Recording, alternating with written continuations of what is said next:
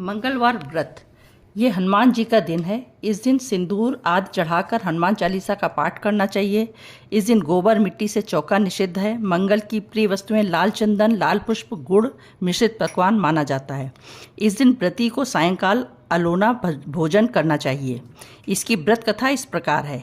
एक बुढ़िया थी, श्री मंगलदेव की अनन्य भक्त थी और उनको ही अपना इष्ट देव मानती थी। वो हर मंगलवार को व्रत रखती थी। उसके यहाँ एक लड़का पैदा हुआ जो कि मंगलवार को ही उत्पन्न हुआ, अतः उसका नाम उसने मंगलिया रखा। मंगलवार के दिन वो स्त्री ना तो मिट्टी खोती थी, ना अपना घर लीपती थी। एक दिन श्री मंगलदेव उस स्त्री की परीक्षा लेने के लिए साधु का रूप धारण करके उसके घर के दरवाजे पर खड़े हो गए और हरिहर की आवाज़ लगाई।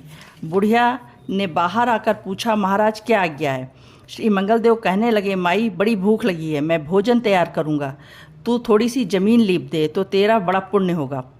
श्री मंगलदेव की बात सुनकर बुढ़िया ने कहा, महाराज आज मैं मंगल का व्रत रखा हुआ है, इसलिए चौका नहीं लगाऊंगी। हाँ, आपकी आज्ञा हो तो जल छिड़क सकती हूँ, उस पर आप रसोई तैयार कर लीजिए। साधु वेशधारी श्री मंगलदेव ने उत्तर दिया, माई मैं तो गोबर से लिपे ही चौके पर रसोई करूँगा।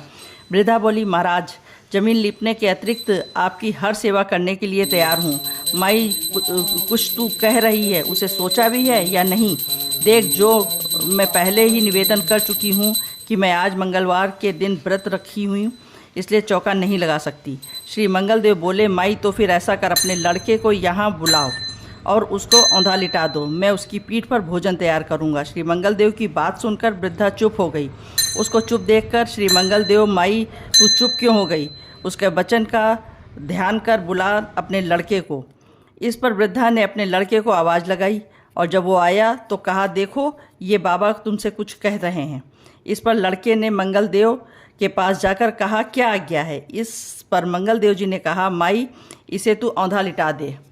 वृद्धा ने मंगलदेव जी का ध्यान करके लड़के को औंधा लिटा दिया। मंगलदेव जी ने उसकी पीठ पर लकड़ियां रखकर आग जलाई और भोजन तैयार करने लगे। वृद्धा ने कहा, महाराज आप भोजन का तैयार कीजिए, मैं अपने घर का दूसरा काम देखती हूँ। इतना कहकर वृद्धा वहाँ से चली गई। जब भोजन तैयार हो चुका तब मंगलदेव ने उस वृद्धा को अपने पास बुलाया और कहा, माई तेरा लड़का कहाँ है?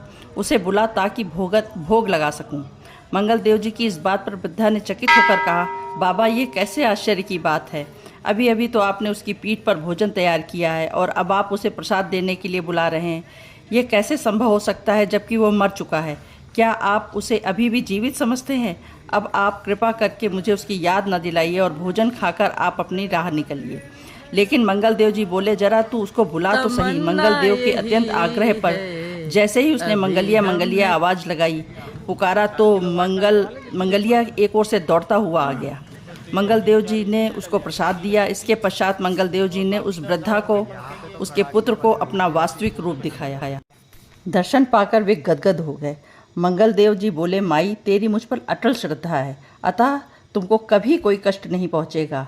जिस प्रकार उस बुढ़िया माई को मंगलदेव पर अटल श्रद्धा थी, वैसे ही आप भी रखिए, आपको भी मंगलदेव हमेशा खुशी प्रदान करेंगे। जय मंगलदेव की, जय हनुमान जी की।